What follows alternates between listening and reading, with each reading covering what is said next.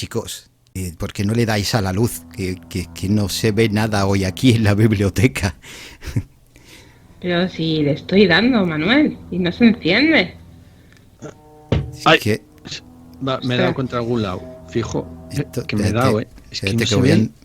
Voy a encender el móvil un momentito. La linterna.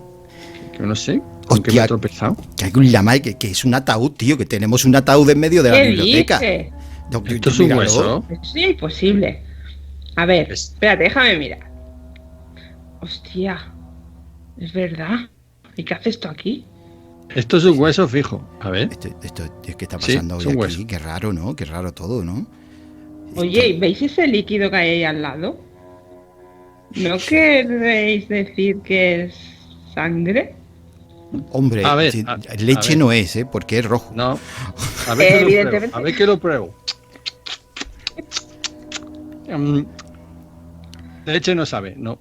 Esto va a ser. Leche, no. Vosotros sabéis lo que va a ser esto, ¿no?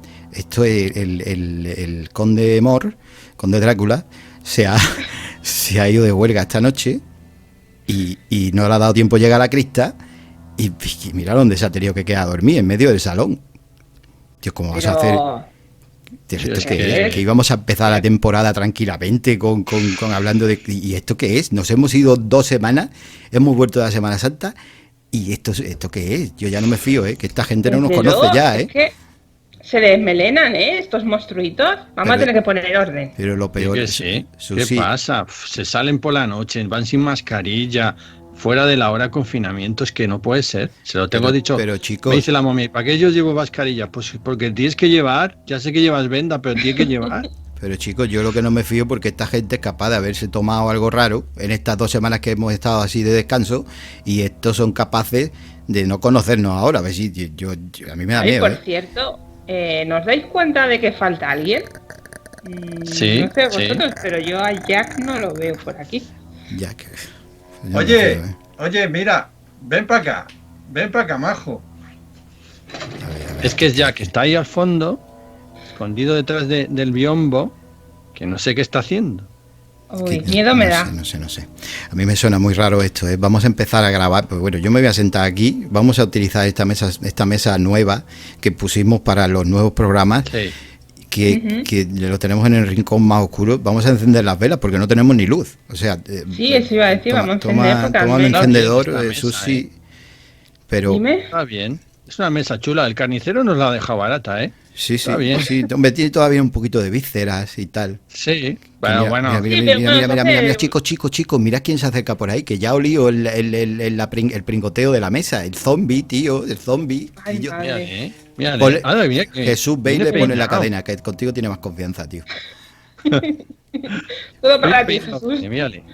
Mírale qué vestidín y qué bien peinado viene. Es que da gusto verle. Si es que da gusto verle. Cuando se arregla, pasa otra cosa. Si así lo digo yo. Sí, arréglate, hombre, que vas hecho un desastre. Yo no sé qué ha pasado aquí estos días, pero bueno, mira, vamos a empezar a grabar, porque, bueno, creo que nuestros oyentes ya están por aquí esperándonos. Chicos, los que estáis ahí al otro lado en la otra dimensión, que nos estáis escuchando, de verdad, tened mucho cuidado hoy, porque es que nosotros, si veis que se corta el programa o algo, o que gritamos o algo, directamente llamad a la policía, ¿vale? Porque es que estamos acojonados, lo voy a decir así. Porque... Sí, lo de hoy no es normal, no está ni planeado ni nada. Esto no lo hemos encontrado así tal cual. Así que bueno, pues nada, comenzamos. Nada, este programa es nuevo, no es lo que estáis acostumbrados. Bienvenidos a las noches de la Biblioteca de Bainbridge. Las noches de la Biblioteca de Bainbridge, con Manuel Hostos Muñoz, Susi Hop y Jesús Salas.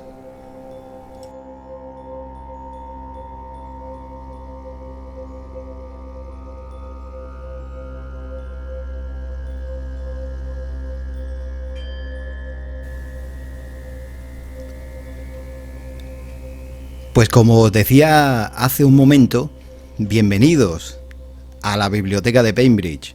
Ya nos conocéis, sí, pero lo que os comentábamos antes de irnos estas todo pequeño descanso, ¿no?, que nos hemos tomado en esta Semana Santa, es que iban a cambiar muchas cosas por aquí, por el programa, y venimos de noche. Siempre hemos estado aquí al amparo de los monstruitos que llenan la biblioteca, pero ahora vamos a hablar de misterio, vamos a hablar de todas esas criaturas que se mueven en las sombras, que siempre te están acechando. Ten cuidado, porque igual tienes una detrás, ahí, o al lado, o debajo de la cama, o no sé, tú cuídate mucho, porque igual, lo mismo que nosotros corremos peligro, tú también, así que ten cuidado.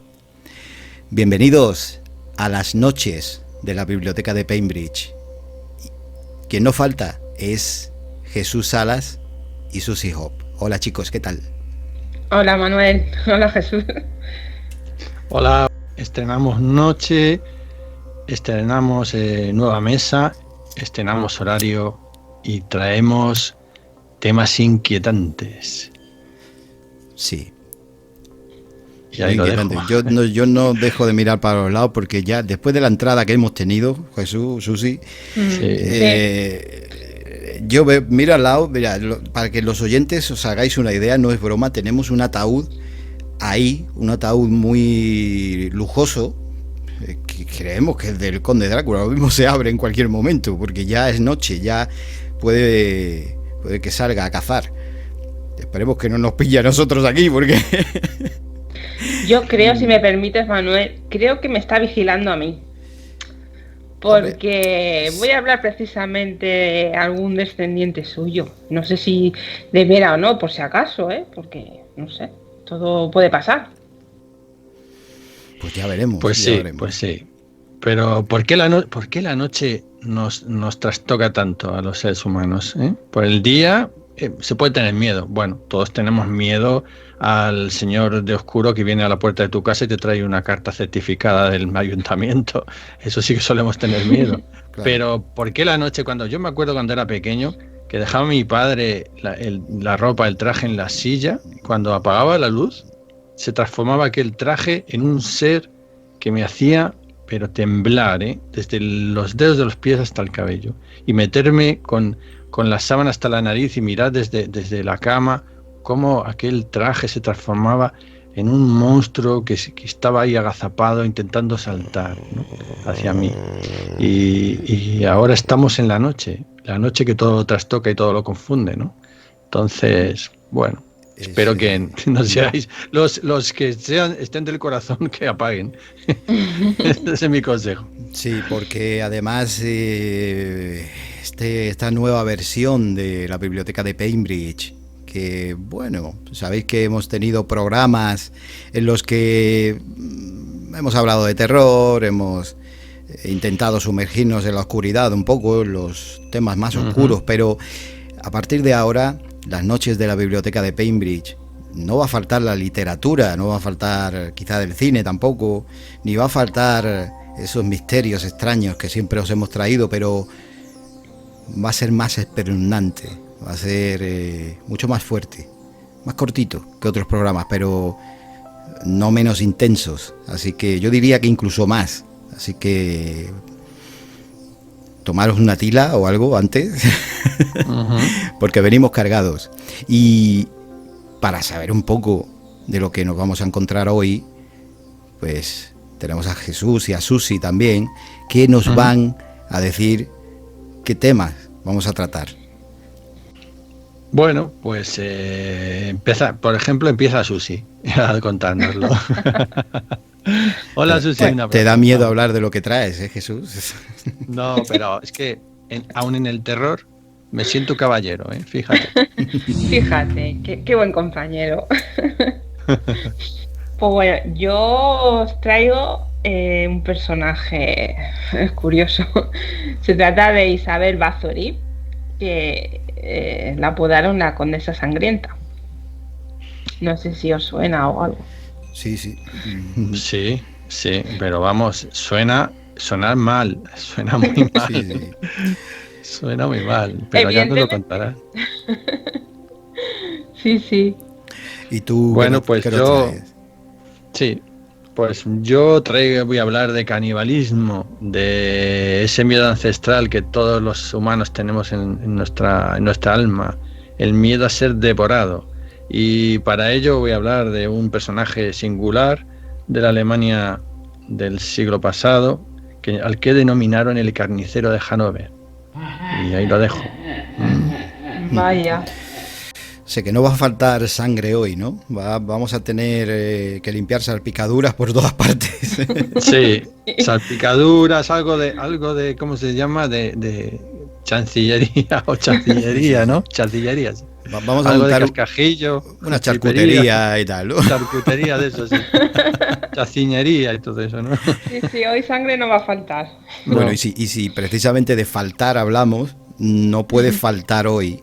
Porque mira, los que nos escucháis desde hace tiempo ya, sabéis que aquí en la biblioteca se mueven toda clase de personajes literarios, pero también no literarios. En este caso sí que tenemos uno que ha movido mucho dentro de la literatura, del cine, incluso de la realidad. Ya sabéis, conocéis a Jack, el Destripador, ¿vale? Nos acompaña algunas veces, siempre está por ahí tranquilo, afilando sus cuchillos y tal, ¿no? Pero hoy está un poco extraño y hoy vamos a hablar un poco de él también. Así que no os vayáis, vamos a empezar ya.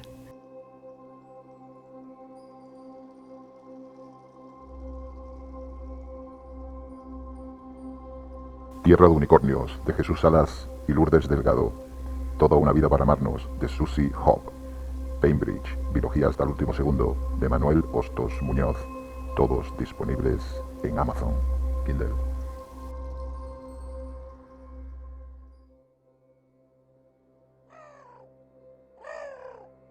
Mary camina asustada por una de las callejuelas adoquinadas del viejo Whitechapel. No es un miedo irracional. Todas las prostitutas lo tienen.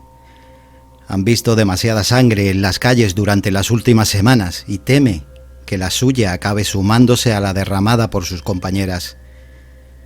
Mary pasa junto a un panfleto húmedo y desgarrado que yace en el inmundo suelo. No le presta demasiada atención, no sabe leer, pero ha escuchado durante días ese titular en boca de clientes y compañeras. Un demonio se mueve entre las sombras. La ilustración que acompaña a la noticia le hiela la sangre. Apenas un sombrero de copa alto y una capa de oscuro azabache la forman, y en lugar de manos asoman levemente dos garras de uñas puntiagudas. Dos amenazadores destellos emanan del oscuro abismo que debe ser el rostro. Enseguida regresa a su cabeza lo que Dorothy la flaca le dijo 3 noches antes. Dicen que sus ojos son como el color del fuego y que su mirada es abrasadora. Como si el destino así lo hubiera querido, Mary encontró a la flaca en un callejón apartado, con las vísceras aún sangrantes saliendo de su vientre y los ojos abiertos de par en par, reflejando aún el terror sentido en el último aliento de su vida. Mary avanza, de cuando en cuando echa la vista atrás, alarmada por algún sonido fortuito. Alguna vez es un gato callejero, abandonando su escondrijo en busca de alguna de las muchas ratas que minan las calles. Otras, una ventana que se cierra en la lejanía para evitar que el hedor a inmundicia invada el sueño nocturno. Mary evita cruzarse con un vagabundo ebrio que mide el estrecho callejón de lado a lado, con traspiés que le evitan seguir cantando una rítmica canción. La muchacha lo evita, se esconde en las sombras y desvía su rumbo por un camino más largo y más silencioso. Esta noche, Mary no ha tenido ni un solo cliente, pero debe seguir poniendo en riesgo su vida si no quiere quedarse sin comer y enfermar. Ya no le preocupa contraer alguna enfermedad que porte a alguno de esos hombres buscadores de placer barato. Solo le preocupa pagar su parte de la austera habitación en la que vive junto a 2 compañeras y aliviar ese malestar estomacal que le provoca náuseas. No ha comido nada en 2 días. El bufido cercano de un caballo le obliga a detenerse. Suena nervioso. El animal pisotea el adoquinado en repetidas ocasiones. A la joven se le hiela la sangre. Dicen que el demonio viaja en un carruaje negro, con corceles negros y un cochero que nunca deja ver su rostro, un cómplice de ese ser pecaminoso cuyos sangrientos actos amedrentan a media ciudad. Mary acelera el paso. Está a unas cuantas callejuelas de llegar a su destino. La oscuridad de un callejón le hace frenar el ritmo. Agarra un viejo rosario que cuelga de su cuello, lo besa y se santigua, antes de adentrarse en la penumbra. Allí, solapado a una pared, invisible y sin realizar ningún movimiento, una figura la observa. Ella pasa por delante sin advertir el peligro y continúa avanzando. El sonido de unos pasos la vuelve a alterar y la joven corre despavorida. Ya no soporta más tanta tensión. Se siente asustada. Se detiene en una esquina cercana. Le cuesta respirar. Cuando se recompone, alza la mirada y un manto negro la envuelve. Una mano aprieta su boca y le impide gritar. Pero en aquel momento de tensión y miedo percibe el perfume que sale de aquel demonio. No es azufre. Es un olor delicado, algo que ningún pobre diablo puede permitirse. Mary comienza a sentir como algo frío penetra en su carne a la altura del costado. No siente dolor, solo un frío que se va dispersando por la zona. Siente que su cuerpo se posa en el suelo con suavidad y ve frente a sí un rostro cubierto hasta los ojos, unos ojos que distan de ser demoníacos. El pánico se apodera de ella, se resiste, pero aquella figura la aprisiona con fuerza, profundizando más en la herida de su costado. Mary comienza a perder aquel alarde de entereza y a rendirse. Se siente débil, ya ninguna mano presiona su boca, pero no le quedan fuerzas para gritar. Aquel despreciable ser le rasga las vestiduras, deja su pecho y su abdomen al descubierto. Incluso ahora que va a morir, siente que aquellas manos tratan su desnudo cuerpo con más delicadeza que algunos de sus malolientes clientes. Mary está casi inconsciente, pero nota las manos del hombre trabajando sobre su enclenque barriga. Siente mucho frío, como si hubieran vertido un cubo de agua helada sobre ella. Se siente mojada. Las manos del hombre se levantan sosteniendo entre sus dedos algo que chorrea sangre, y la mirada de Mary se petrifica. Justo en su último aliento, un estruendo cercano rompe la quietud de la dantesca escena. Un disparo.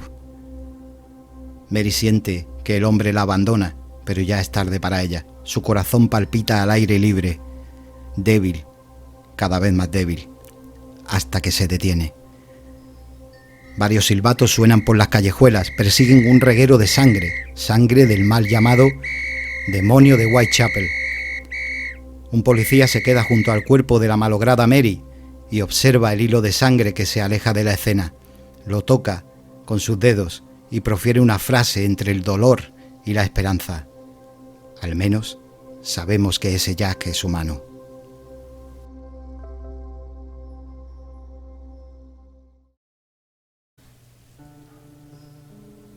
Seguro que muchos y muchas conocéis ese nombre, ¿verdad? Ese Jack.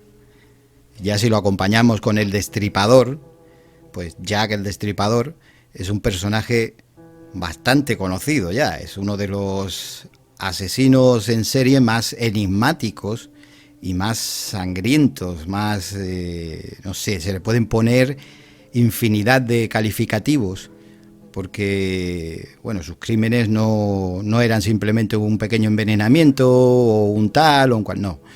Él se ensañaba con sus víctimas.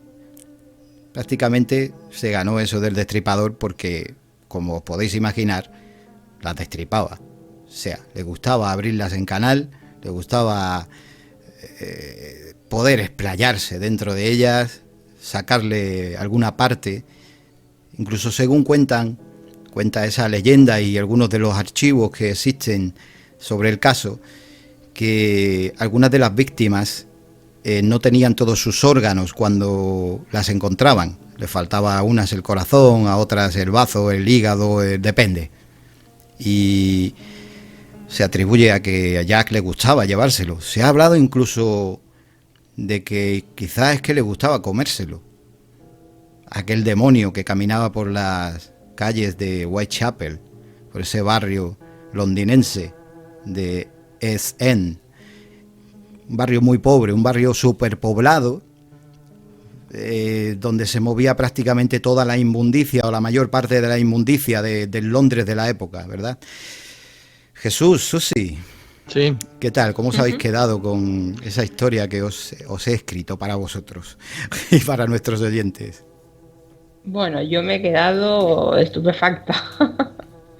Porque es un tema que siempre, no sé, siempre provoca curiosidad, ¿no? Porque al fin y al cabo no se sabe, ¿verdad? Que no se sabe la identidad de él. ¿Real? No se sabe todavía. Es un expediente, pues digamos que cerrado, pero claro, no sé, bueno, se ha hablado mucho, tanto en el cine como en la literatura y tal, de quién es o quién podría ser el culpable, ¿no? Pero no hay nada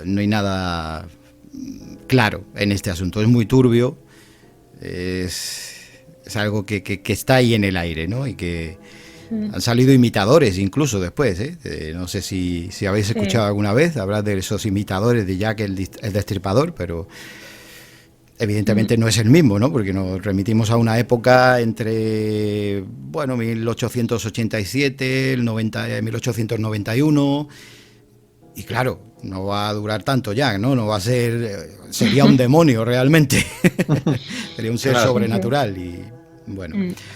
Claro. ¿Y tú, Jesús, qué tal te has quedado con pues oye, el relato ha sido espeluznante, de verdad. Y eso en un relato de ese tipo ya es mucho, y nada, yo creo que los oyentes lo han visto.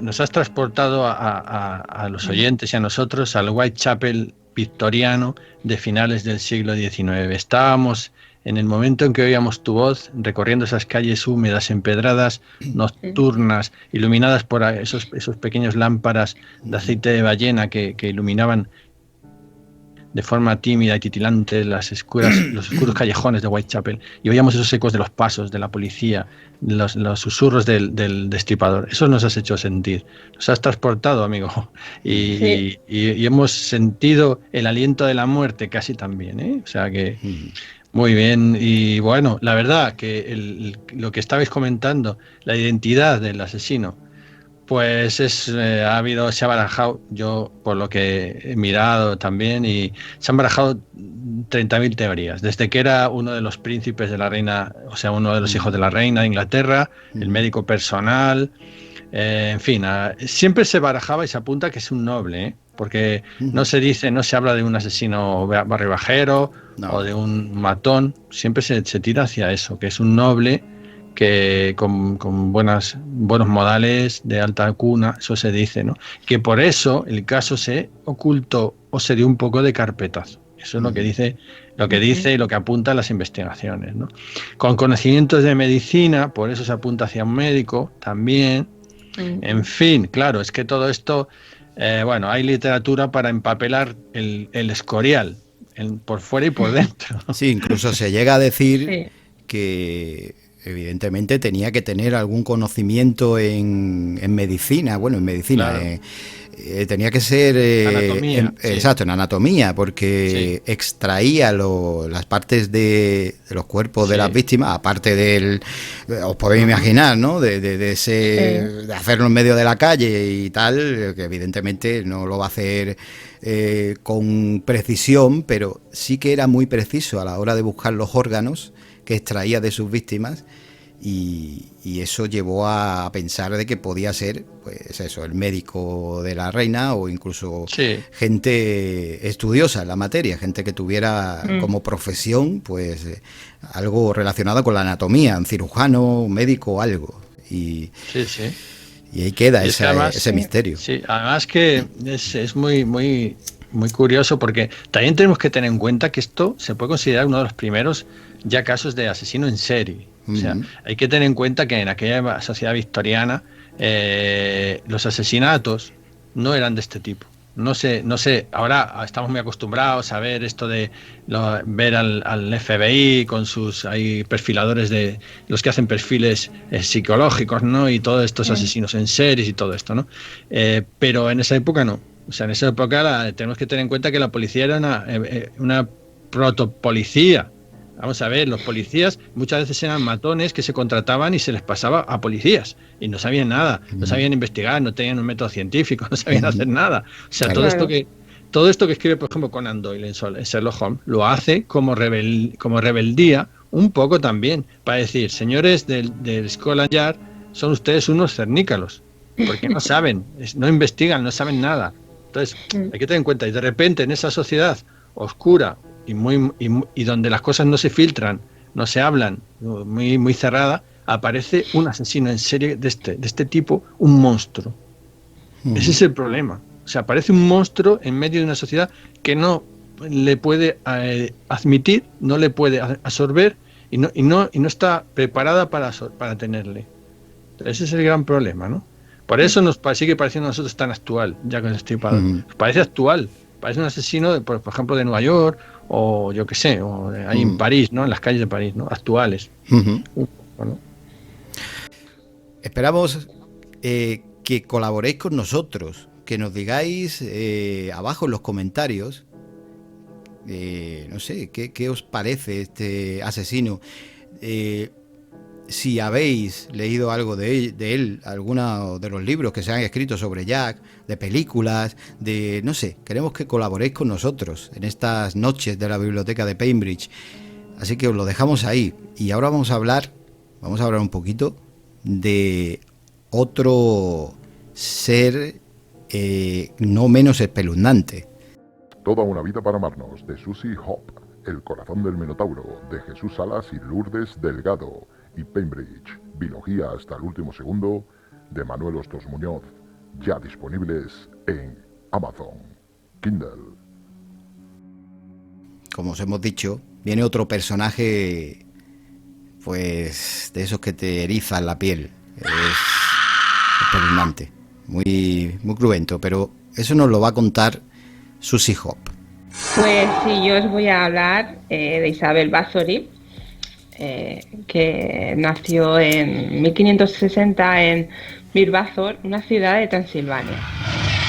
La apodaron como la Condesa Sangrienta, apodo que le viene al pelo, pues es la encarnación de la crueldad en su forma más absoluta.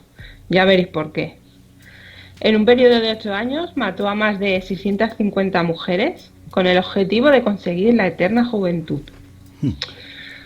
Pues algo debía de llevar en el código genético, porque uno de sus famosos antepasados fue el terrible Vlad III Tepes, el Empalador, más conocido como Drácula.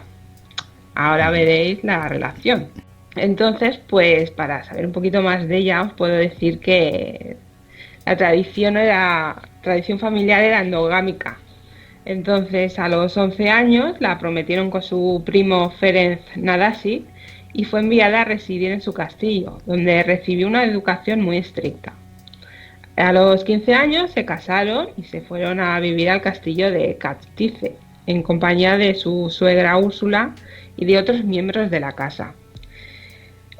Una primera muestra de la crueldad de Isabel aparece en la correspondencia que sostuvo con su marido ausente, en la que ambos intercambiaban ideas sobre las técnicas más apropiadas para castigar a los criados. En esa época su marido estaba en las guerras y entonces ella pasaba mucho tiempo sola. Entonces ahí la cabeza ya se fue perdiendo. Pero realmente el inicio de su actividad asesina comenzó tras el fallecimiento de su esposo en 1604 por causas naturales. Cuentan que tras golpear brutalmente a una sirvienta, comprobó que la sangre que había quedado en su mano mejoró el aspecto de su piel. Este fue el desencadenante de toda una operativa maquiavélica para nutrirse de la sangre de las sirvientas tras torturarlas y asesinarlas. Después de la muerte de Ferenc, expulsó del castillo a su suegra y al resto de parientes de su marido, y con la ayuda de una cómplice, una supuesta bruja de la región, montó un siniestro laboratorio, más bien cámara de suplicios, en los sótanos del castillo y se dedicó a las prácticas de magia negra, entre otras cosas. El caso es que la condesa administró el castillo con mano de hierro y brutales palizas a las sirvientas, las que golpeaba con un pesado mazo o las pinchaba con agujas debajo de las uñas, por citar algunas de las diversiones predilectas. Ahí anda. Casi nada. En esos sótanos fueron los laboratorios de magia, sadismo, horror, perversión, más reales que la historia ha conocido. Un verdadero infierno, pues Isabel ataba de pies y manos a las muchachas y las introducía en lo que se conoce como la Dama de Hierro, lo que conocemos como el sarcófago con pinchos, no sé si os ubicáis, que al cerrarse, pues lo que hacían era clavarse en el cuerpo de las chicas y comenzar a desangrarse. Que precisamente con esa sangre es la que posteriormente se tomaba un baño tonificador delicioso, vamos. Y luego, además del baño, lo que hacía también era despellejamiento. Y además de todo esto, también se dice que bebía la misma sangre. Todo para conseguir la eterna juventud. Así que imaginaros cómo eran esos sótanos. Rojos. Ya. Bueno, pero es que tenía que oler a matadero. Es que me lo estoy imaginando. Está sangre por todos lados, coagulando y secando. Yo el olor, ahora mismo soy incapaz, pero solo de visualizar todas esas escenas, te lo juro que es que tengo un mal cuerpo. Normal. Sí, bueno. Normal. Bueno, sí. Y el final de esta mujer, os lo podéis imaginar. Como era noble, no la podían juzgar. Entonces la emparedaron y murió emparedada allí en su castillito. Le iban dando comida hasta que falleció. Y ahí se quedó. Ya. Que Terrible. Pues hombre, es un final. Pero... es un final redondo para una historia terrorífica, ¿no? Sí, pero vamos, llego a ser yo y le hago lo mismo que ha hecho a la pobre Sally. De todas formas, no sé si os dais cuenta que en estos asesinos, estas historias de terror un poco antiguas, del 18, del 17, medievales incluso, casi siempre los asesinos en serie, por lo que veo, ¿no? Son siempre nobles, o sea, siempre tiene que ser un conde, una condesa. Incluso, fíjate, con las historias del Marqués de Sade, que muchas de estas están relacionadas con el tema también sexual o el tema sádico, ¿no? Pues también era un marqués. En cambio, cuando nos vamos a los asesinos en serie ya contemporáneos nuestros, siempre no son nobles. O sea, hemos quitado la nobleza al asesinato. En aquella época parecía que impregnaba, quiero decir que parecía que los nobles lo daban como un toque de nobleza, o sea, de estética al asesinato, ¿no? Dentro de lo malo que puede ser un asesinato, ¿no? Pero bueno, es que todo, o quizá el gusto de los lectores de aquellas épocas, no, a lo mejor si les dicen, mira, el granjero va a matar, y la gente diría, el granjero, ¿quién lo va a leer eso, no? Quizás los lectores eran también nobles y preferían leer cosas de su propio nivel social, ¿no? Decir, bueno, una condesa, era una asesina, una vampira, a lo mejor eso sí atrae a los lectores. No lo sé, claro. pero yo, vamos, me llama la atención. Sobre todo tanto conde y condesa que chupaban la sangre. No sé si eso también sería, a lo mejor, ahí una metáfora, ¿eh? Lo voy a dejar ahí. Tanto conde y condesa que chupaban la sangre. No sé. Puede ser, ¿eh? Porque, vamos, siempre han estado chupando un poco la sangre, ¿eh? De forma literal y de forma no literal. La nobleza. Claro. Sí, no, y además es que, los políticos y los banqueros de hoy en día se les conoce como chupópteros, así que... Claro, no, por eso digo yo así.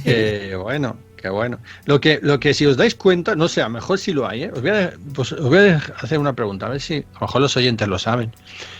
Pero ¿por qué clérigos vampiros, clérigos asesinos, clérigos hay en esa época hay literatura de clérigos que sean asesinos en serie? ¿Mm? Yo es que estoy pensando, no caigo. O sea, no digo, por ejemplo, el abad vampiro o yo qué sé, ¿sabes? O no sé. De ese tipo no hay. No, si os dais cuenta, no hay. No hay. Me viene nada a la cabeza, o el monje asesino en serie, el monje destripador, por ejemplo, ¿no? Pues no hay.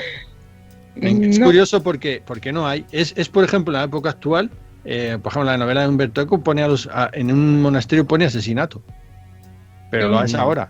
Es ahora. En esa época no. Sí.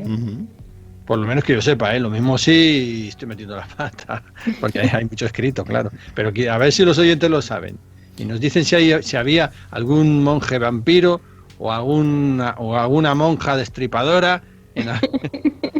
Y no vale la de la película de los Warren, ¿eh? No vale. Esa no vale. No, esa no vale.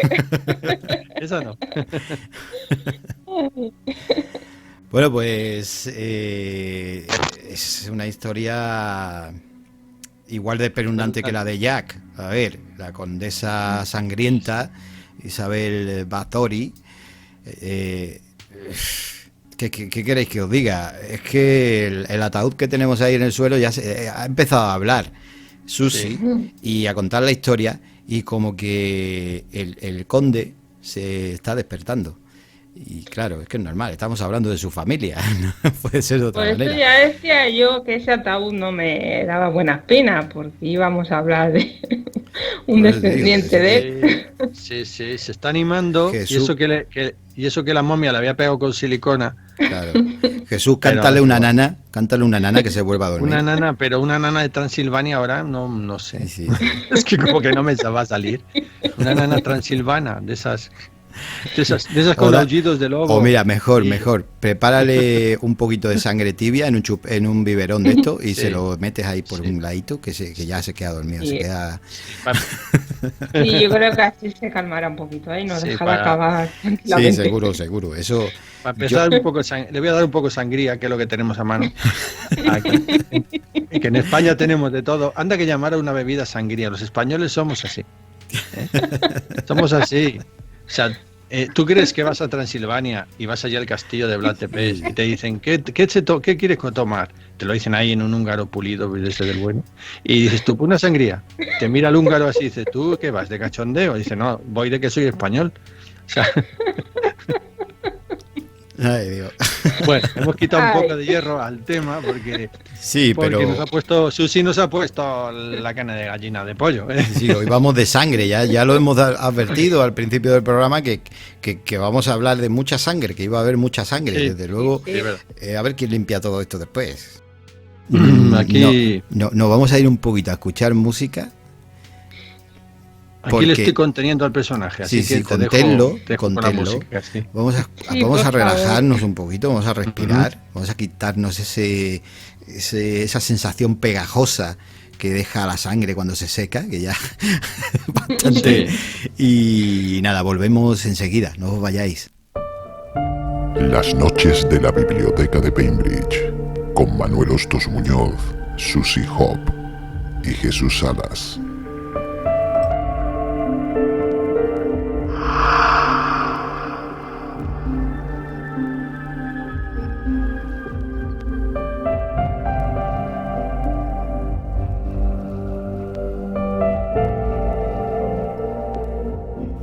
Voy a contar una pequeña historia, antes de que Jesús nos cuente la suya, que quizás sea incluso más verídica que la mía.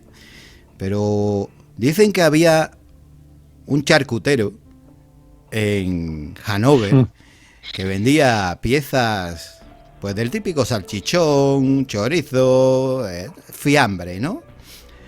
Y que decían que era muy sano, no tenía nada de cerdo. No tenía nada de grasa mala de la del cerdo, ¿no? Como dicen, ¿no? Por ahí. Pero, ¿qué llevaba aquella charcutería? Pues sangre y carne humana.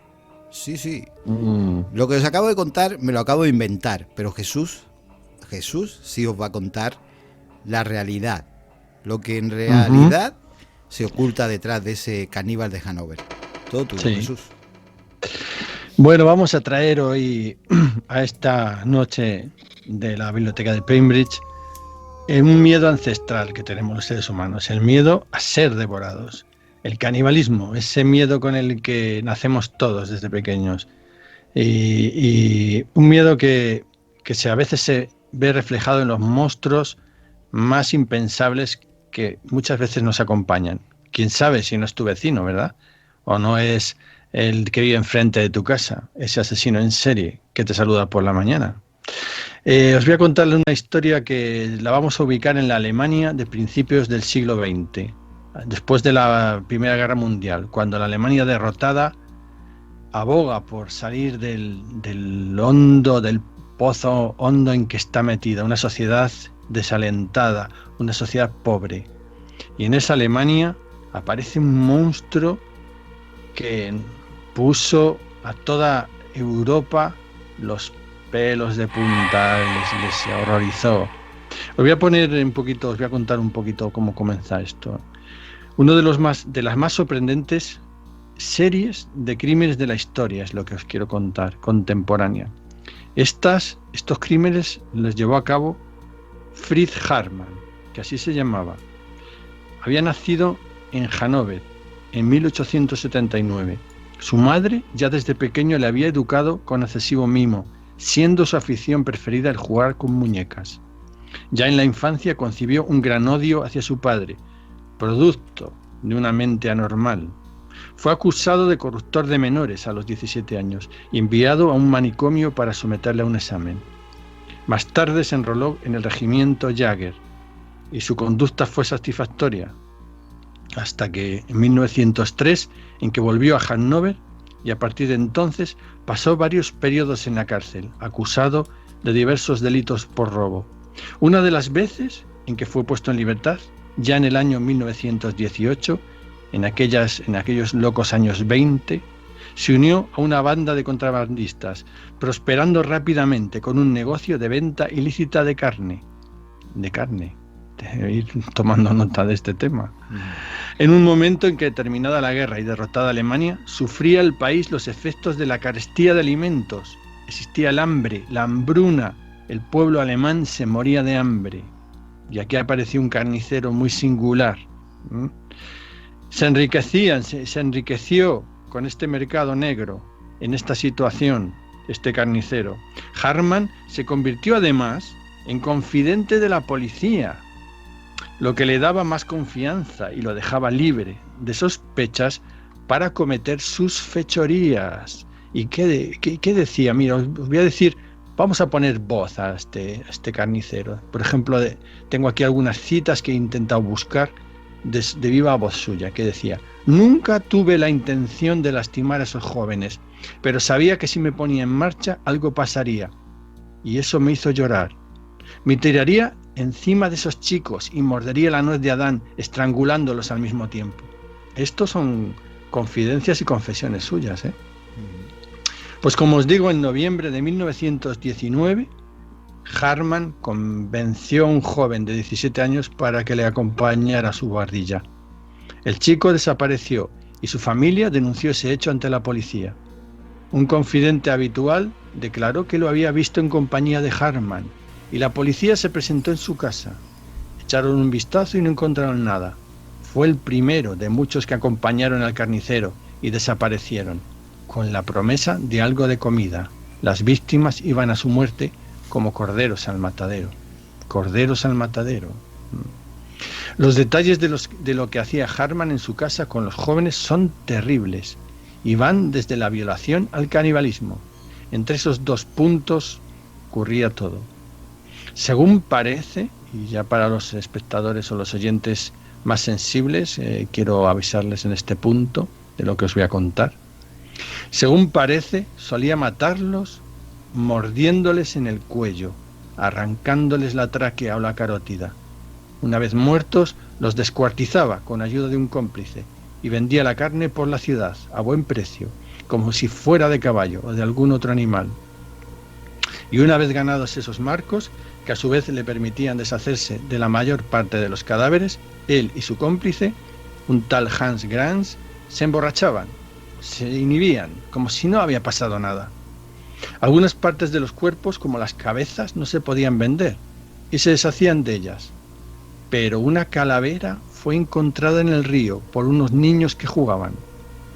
También él nos confesó en más notas que aparecieron en los periódicos y dijo: hacía 2 cortes en el abdomen y ponía los intestinos en un cubo, luego absorbía la sangre y aplastaba los huesos hasta que se rompían los hombros. Ahora podía coger el corazón, los pulmones y los riñones y cortarlos en pedazos y ponerlos en mi cubo. Quitaría la carne de los huesos y la pondría en mi bolsa de cera. Me tomaría 5 o 6 viajes tomar todo y tirarlo por el inodoro o por el río. Siempre odié hacer esto, pero no pude evitarlo. Mi pasión era mucho más fuerte que el horror de cortar y picar. Estos son confesiones del asesino. Y tras dragar el río, los restos de más de 2 docenas de jóvenes fueron recuperados. Y comenzó una investigación en busca de un asesino en serie que acabó llevando de nuevo a la policía a casa de Hartmann. Algunos restos y objetos personales de las víctimas destaparon el horror. El carnicero lo confesó todo, detalladamente, poniendo así fin al horror. Y durante 5 años, la gente de Hannover estuvo comiendo carne humana sin saberlo, mientras el carnicero de Hannover hacía negocio con sus víctimas. Y esto ocurrió hasta 1925, en que Hartmann, aquel que fue conocido como el carnicero de Hannover, fue ejecutado. Y esta es la historia terrible y tremenda que os quería contar. Madre mía, qué mal cuerpo. Hoy nos hemos lucido, ¿eh? Ya ves. Sí, ahora vamos a bajar un poco el pestillo de la luz, un poco la tensión. La historia, yo entiendo que es dura y terrible, y muchas veces la realidad supera toda la fantasía y toda la imaginación que incluso nosotros escritores podemos poner, ¿no? Mira, yo que he escrito novela de terror, y incluso no llego a imaginar estas cosas tan terribles, fíjate. Esto ya sobrepasa lo inhumano. Sí, sí. Es que siempre la realidad siempre supera la ficción, ¿eh? Es que... Sí, sí. ¿Os imagináis haber vivido en Hannover 5 años comiendo comida y todo el mundo, imaginaros, preguntándose qué carne habían comido? Todos estarían preguntándoselo. O sea, intentando recordar, a ver, si yo a dónde compré, y el año pasado, ¿dónde compraste tú la comida? Tú imagínate. Porque dice, ¿me habré comido yo un trozo de uno de ellos? ¿De un asesinado? Uf. Creo que voy a dejar de comer carne, por si acaso. Sí, yo eso iba a decir. Bueno. Yo creo que esta noche nuestros oyentes van a cenar ensalada. Sí. Bueno, pues mira, hay tofu muy bueno, con sabor a lo que se quiera. Voy a optar por eso. Madre mía. Oh, bueno, pues yo no sé qué decir, de verdad. Tenemos a caníbales que han sido famosos dentro de la literatura y del cine, por ejemplo. Sí. Hay uno que es casi inevitable conocerlo. Sí. ¿Quién es? Decídmelo. Sí. Hombre, pues este señor que levantaba la nariz e intentaba olfatear el perfume de la gente del FBI a través del cristal. ¿A que sí? Señor Aníbal Lecter. Aníbal Lecter. Ay, que claro. tantos... O sea, ya queda aquí un poco empanado. Claro. Aníbal Lecter, que se come frito los sesos del que va a su casa. Bueno, sí. Era un poco pesado, ¿eh? Yo entiendo que a veces dan ganas de comerse unos fritos los sesos de alguno que viene a casa a dar la tabarra. Además, Aníbal Lecter no era el típico asesino caníbal que se come a gente inteligente para volverse inteligente, como en este caso la condesa sangrienta. Sí.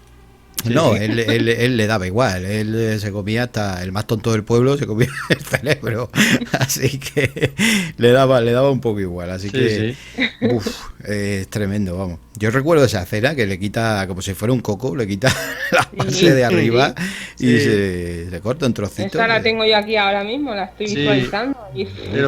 Pero fijaros que una misma escena, yo por quitar un poco, voy a quitar un poco de hierro, si me perdonáis.